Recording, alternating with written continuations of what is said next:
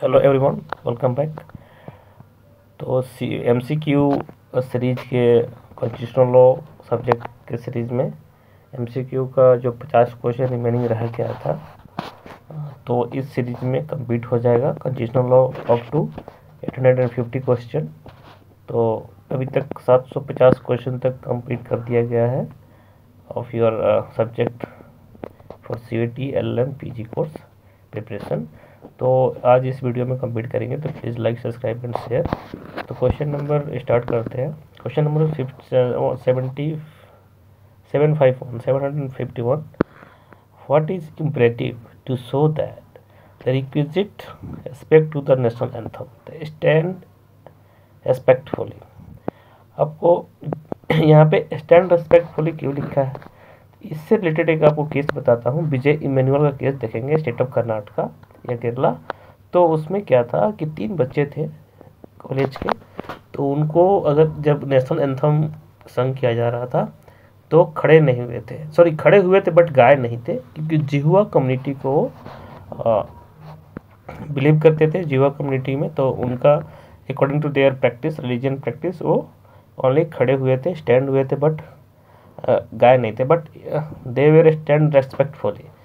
तो इसको लेकर क्या हुआ था, वहाँ के प्रिंसिपल तीनों बच्चों का नाम टर्मिनेट कर दिया, कॉलेज से निकाल दिया। तो उसके एडमिशन को रिस्टोर किया गया। जब पिटीशन फाइल हुआ था तो उनके एडमिशन को रिस्टोर किया गया था। यहाँ पे यह बताया गया, ऑब्जर्व किया गया था कि आप स्टैंड केयर रेस्पेक्टफुली होते हैं जब भी नेशनल एंथम गाया जाता है।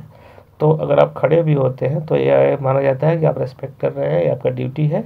बट गा रहे हैं, ये आपका कोई वायलेशन नहीं माना जाएगा, डिसरेस्पेक्ट नहीं माना जाएगा, नेशनल एंथम का नहीं गा रहे हैं। तो इसलिए यहाँ पे stand respectfully is the imperative to show the requisite respect to the national anthem.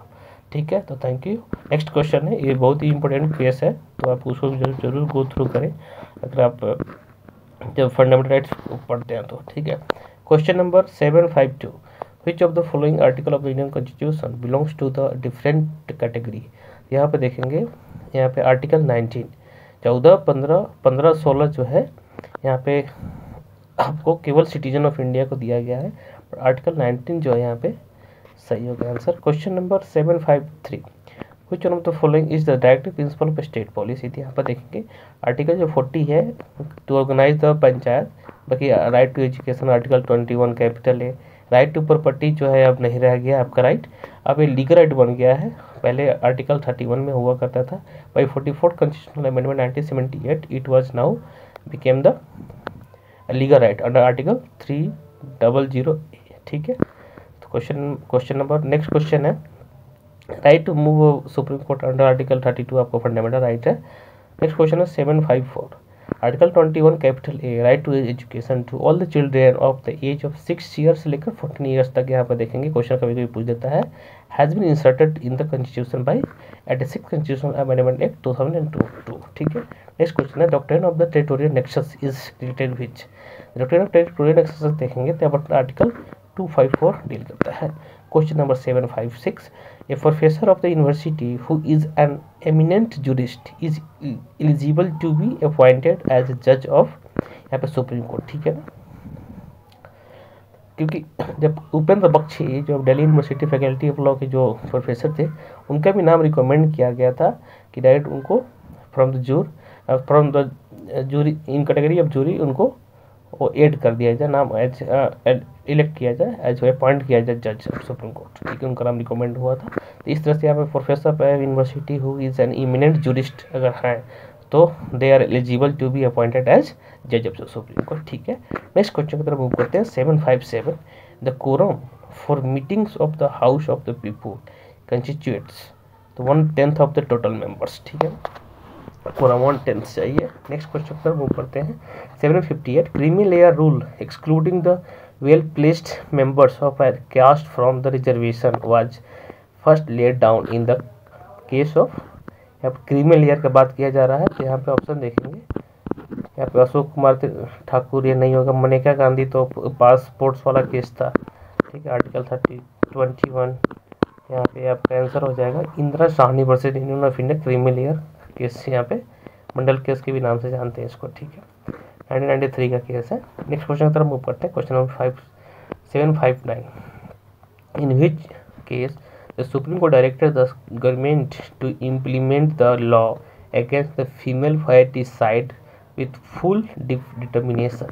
यहाँ पर देखेंगे CEHAT versus union of India case में जो है इसको बताया गया था कि to implement law against the female foeticide with the full determination, CEHAT versus union of India, ठीक है। नेक्स्ट क्वेश्चन का मूव करते हैं। Question number 760, after which one of the following supreme court decisions was the special provision for the socially and educationally backward classes introduced by an amendment of the Constitution of India। तो यहाँ पर देखेंगे state of Madras versus Champakam Dorairajan के case में क्या हुआ था, इसमें जो special provision for the socially and educationally backward classes introduce किया गया था by the constitutional amendment act, ठीक है। State versus Madras, state of Madras versus Champakam Dorairajan, ठीक है। सोशली एंड एजुकेशनली बैकवर्ड का लेकर प्रोविजन इंट्रोड्यूस किया गया था, ठीक है। क्वेश्चन नंबर 761, असर्शन दिया गया, रीजन दिया गया, आपको असर्शन रीजन के आधार पर आंसर चूज करना है। Right to education is a fundamental right, ठीक है, right correct. Our constitution has no provision for the education before making right to educational age पर फंडामेंटल राइट्स। यहाँ पे देखेंगे A is true or is false, ऐसा नहीं है, ठीक है। यहाँ पे सी नंबर आंसर करेक्ट हो जाएगा, ठीक है। Question number 762, autrefois acquit principle is related to double jeopardy, autrefois acquit double jeopardy, ठीक है। एक्स पोस्ट फैक्टर लॉ आपको 20+1 है, ठीक है। डबल जेओपार्डी 20+2 है, 20+3 आपको सेल्फ इंक्रिमिनेशन का बात करता है। Who among the following makes appointment to all the India service, यहाँ पर प्रेसिडेंट ऑफ इंडिया जो है ऑल इंडिया सर्विस का अपॉइंटमेंट करते हैं, बट एक प्रोविजन स्पेशल पावर दिया गया राज्यसभा को अंडर आर्टिकल 312, ठीक है। तो क्वेश्चन नंबर नेक्स्ट है 764, when the two houses of parliament differs regarding a bill then the deadlock is resolved by, जब अगर हाउस ऑफ पार्लियामेंट का डेडलॉक आ जाता है, डिफर होता है रिगार्डिंग ए बिल, तो डेडलॉक कैसे रिजोल्व होता है, the joint sitting of the two house, ठीक है ना। चलिए नेक्स्ट क्वेश्चन की तरफ मूव करते हैं।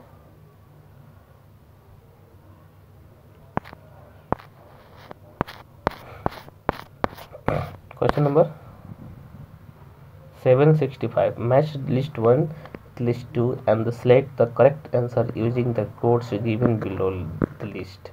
यहाँ पर देखें India that is Bharat shall be union of state, तो India that is a Bharat is a union of states, union and state study का जो है ये पार्ट है। Liberty of thought expression and worship preamble में दिया गया है। Freedom of speech and expression, right to freedom है। Protection of interest of the minority, तो आपको टी का 4 हो जाएगा। इस तरह से ए का 3, ए का 3, बी का 1, बी का 1, ठीक है। सी का 2, सी का राइट टू फ्रीडम, सी का 2, डी का 1, डी का 1, ठीक है। नेक्स्ट क्वेश्चन की तरफ मूव करते हैं। Question number 766, which of the following is merely a constitutional right and not a fundamental right. यहाँ पर देखें राइट टू प्रॉपर्टी है जो एक कॉन्स्टिट्यूशनल राइट माना जाता है, but not now is no more fundamental right, ठीक है। नेक्स्ट क्वेश्चन की तरफ मूव करते हैं। Basic structure of the constitution can be amended, तो यहाँ पर देखेंगे basic feature of the constitution जो है आपको कैन नॉट बी अमेंडेड, ठीक है। तो नॉट रहेगा। Question number 766, which is not a constitutional commission. यहाँ पर देखेंगे लॉ कमीशन कोई कॉन्स्टिट्यूशनल कमीशन नहीं है। Finance commission, election commission, UPSC, not public service commission, बाकी लॉ कमीशन का कोई प्रोविजन कॉन्स्टिट्यूशनल प्रोविजन नहीं है, ठीक है। Attorney general holds office till the pleasure of the president, the president has the power to commute the sentence of any person, ठीक है। यहाँ पर देखेंगे 7D का आंसर होगा ऑल ऑफ द अबव। किस किस केस में कर सकते हैं, बी सी पढ़ लेते, फिर ए और डी बी पढ़ लेंगे, ठीक है, ए भी पढ़ लेंगे। If it is for the an offense against any law to with the exclusive powers of the union extend in all cases where a sentence is a sentence of death, ठीक है, in all cases where the punishment or sentence is by court martial, ये सारे के सारे case में जो president has power to commit the sentence, इसलिए answer हो जाएगा डी, ठीक है। 771 power of judicial review of the court includes, यहाँ पर देखेंगे power to review the judgment और the order of inferior tribunals, ठीक है। Question number 772 which one of the following statement is correct, यहाँ पर देखेंगे dispute between the one state and another can only be dealt with the supreme court of India. Question number 773 the Supreme Court has given the advisory judicial opinion in the following cases, यहाँ पर advisory opinion की बात हो रही है, तो 2-1-3, ठीक है, क्रोनोलॉजिकल ऑर्डर में बताना है। तो यहाँ पर देखेंगे पहले दिल्ली लॉ एक्ट केस, उसके बाद आया केरला एजुकेशनल बिल केस, उसके बाद केशव सिंह केस, तो यहाँ पर डी आंसर हो जाएगा, ठीक है। थोड़ी सी ये क्वेश्चन मॉडरेट क्वेश्चन कह सकते हैं, ठीक है, तो आपको ईयर अगर मालूम है तो then you will able to give the answer, ठीक है। देखिए कि यहाँ पर पहले कौन सा केस आया है, दिल्ली लॉ केस आया था, फिर Kerala education bill case, then last one is case of Singh case, ठीक है। नेक्स्ट क्वेश्चन है question number 774 special leave to appeal under Article 136 of the Constitution of India may be granted by the Supreme Court, देखेंगे from any judgment, decree, determination, sentence or order under any cause or measure passed or made by any court or the tribunal in territory of India. Question number 775 list 1 list 2 के साथ select करना है, यहाँ पे देखें ADM Jabalpur case, इसको search light case नहीं कहते, इसको हैबियस कॉर्पस केस कहते हैं, ठीक है। M Sharma versus SK Sinha को सर्च लाइट केस कहा जाता है। RC Cooper versus union of India bank nationalisation case कहा जाता है, ठीक है। और एडीएम जबलपुर वर्सेस शिवकांत शुक्ला आपको हैबियस कॉर्पस केस कहा जाता है, ठीक है। RK Garg versus union of India कोड आपको बीरर बॉन्ड्स केस कहा जाता है, ठीक है। क्वेश्चन नंबर 775 का आंसर क्या हो जाएगा इस तरह से डी, ठीक है। नेक्स्ट क्वेश्चन की तरफ मूव करते हैं। Question number 776 in which case it was held that laws included in the 9th schedule do not become the part of the constitution as they derive their validity on the account of the exercise of undertaking by the parliament to include them in 9th schedule, यहाँ पर आयर कहलो case, ठीक है।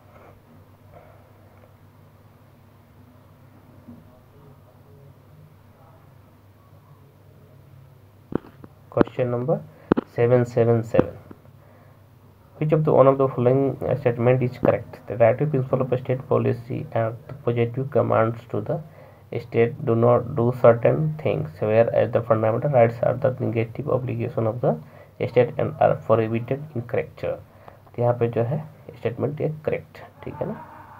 Positive command का बात कर रहा है डीपीएसपी के बारे में। Question number 778 election of the x to a state legislative assembly was set aside by the election tribunal under the section 1, 2, 3 of the Representation of the People's Act। 779 का 8 का आंसर हो जाएगा there is no provision for the appeal under the article 781 था ना, 778 का option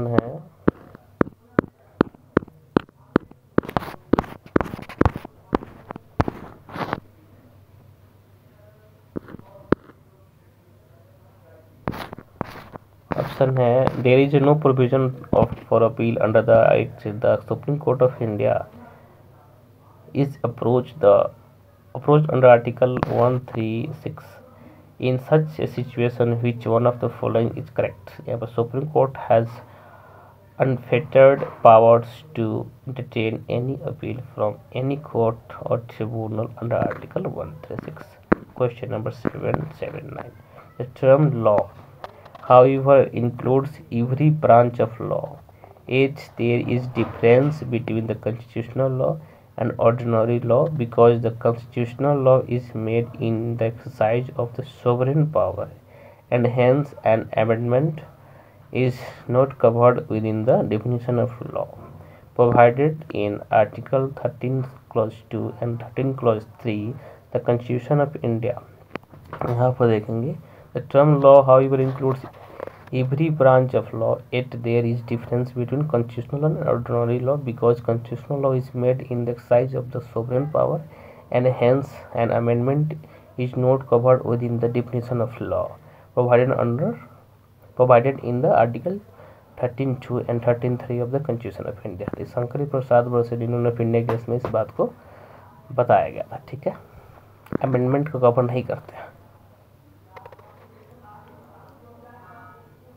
Question number 780. Which one of the following is wrong?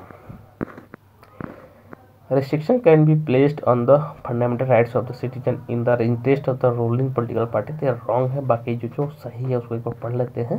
Restriction can be placed on the fundamental rights of the citizen to prevent the defamation, contempt of the court, incitement to an offence, and to maintain the decency and morality. Question number 781. The judgment of the Supreme Court in Ratan Lal versus State of Punjab by the application of Clause 1 of the Article 20 of the Constitution of India holds that the said clause prevents retrospective operation of, यहाँ पर देखेंगे 781, only those criminal law which are against the interest of the accused. ठीक है, next question है 782. Consider the following statement with regard to the Supreme Court of India. यहाँ पर देखेंगे The Supreme Court of India has been created under the Constitution of India. सही बात है। The Supreme Court at the present comprises the Chief Justice and the 25 ordinary judges. नहीं, गलत है। The Supreme Court has its permanent seat at the New Delhi, but it can meet elsewhere if the Chief Justice of India so decides the Constitution with the President of India. यहाँ पर तीसरा सही है। The original jurisdiction of the Supreme Court over dispute between India and the foreign countries is गलत है।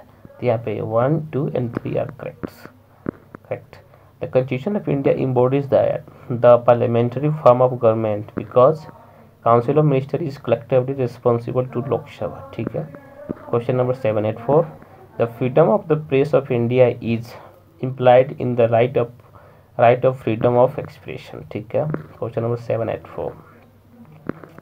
Question number 785. The Supreme Court invalidated Section 55 of the 42nd Amendment Act, which emerged the scope of the Article 368 to the amendment of the fundamental rights on the ground that, question number 785, on the ground that amendment abrogated two basic feature of the Constitution of India. ठीक है। Question number 786. In the state of Rajasthan versus Union of India, the discretion of President under Article 356 is subjective unless malified is proved. ठीक है। Question number 787. What is correct chronological sequence of the following advisory opinion given by the Supreme Court under Article 143 the Constitution of India? यहाँ पर देखेंगे, पहला इन रे Delhi law acts, दूसरा इन रे बेरीवारी case, and चौथा the special court reference case. Therefore, what is the correct chronological sequence of the following advisory opinion given by the Supreme Court under Article 143 constitution of India. तो इसमें देखेंगे पहला Delhi law act, उसके बाद बेरीबारी,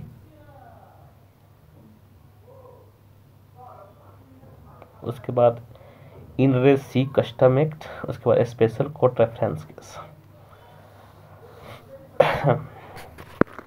question number 7 at it is inappropriate for the petitioner in public interest litigation to withdraw proceeding as right and further to claim that they shall not be counted. Question number 7 at 9. A person whose petition for the habeas corpus has been refused by the High Court on merit seeks to move the Supreme Court by an original petition. According to the Constitutional Law of India, he can move Supreme Court for the same writ because the rule of res judicata will not apply in this case. Habeas corpus का case है, यहाँ पे rule of res judicata will not apply.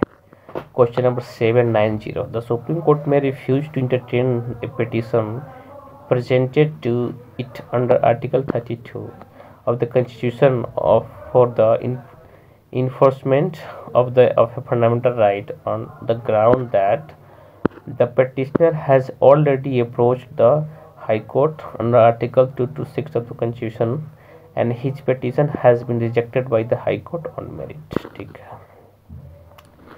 Question number 791 assertion दिया है, फिर reason दिया है, उसके बेसिस पर चूज करना है।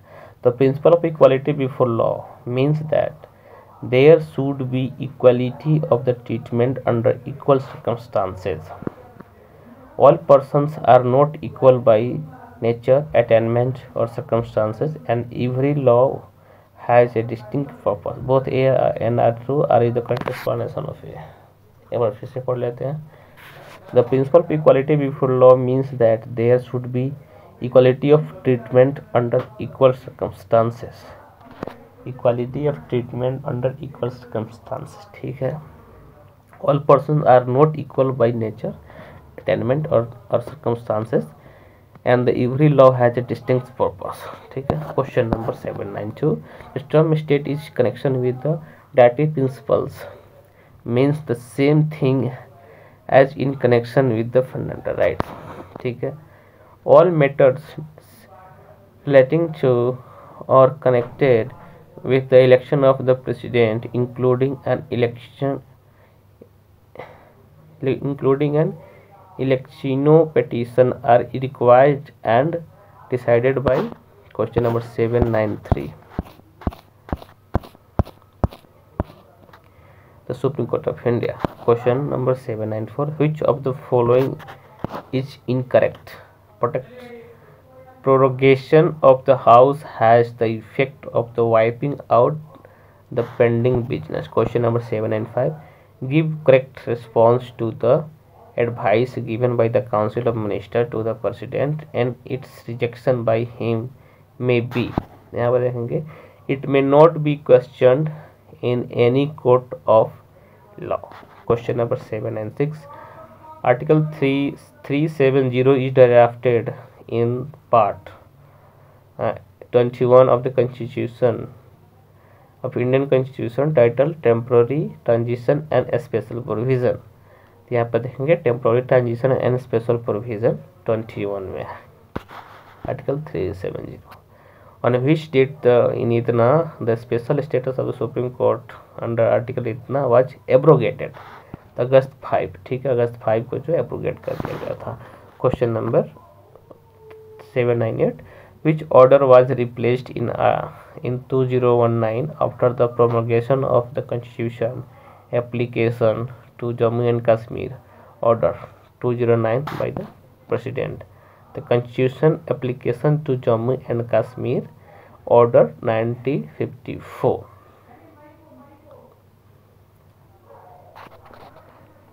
Question number 799. Which of the following statement is true? यहाँ पर देखेंगे on 5th August 2009 the President of India promulgated the Constitution application to the Jammu and Kashmir Order. दूसरा, according to the order provision of the Indian Constitution are now applicable in the state. ठीक है, Question number 800. Which one of the following statements are true about the role and status of the governor in India? The governor is elected by the state legislature, गलत है. The governor is appointed by the president, सही है. A person who has completed the age of the 30 years can be a governor. The same person cannot be appointed as governor for 2 or more times. यहाँ पे क्या पूछ रहा है? Statement not true. तो पहला नहीं ट्रू है, डी नहीं ट्रू है, और C a person who has completed age of the 30 years can be a governor नहीं, 35 ईयर्स रिक्वायरमेंट है. तो ए सी डी यहाँ पे गलत है. बाकी बी सही है क्योंकि प्रेसिडेंट अपॉइंट करते हैं गवर्नर को. ठीक है. The enforcement of which of the following fundamental rights granted by the Constitution of India 1950 cannot be suspended due to the proclamation of emergency on the account of war or external aggression to life and personal liberty under Article 21. Question number 802. The question regarding the disqualification of the Speaker of Lok Sabha under 10th schedule of the Constitution of India is referred for the decision to a member elected for this purpose by the Lok Sabha. Question number 802 के साथ ये series complete होता है. Constitutional law का series complete हो गया है for the your CVT LLM PG course preparation. Thank you so much for watching. Please like, subscribe and share.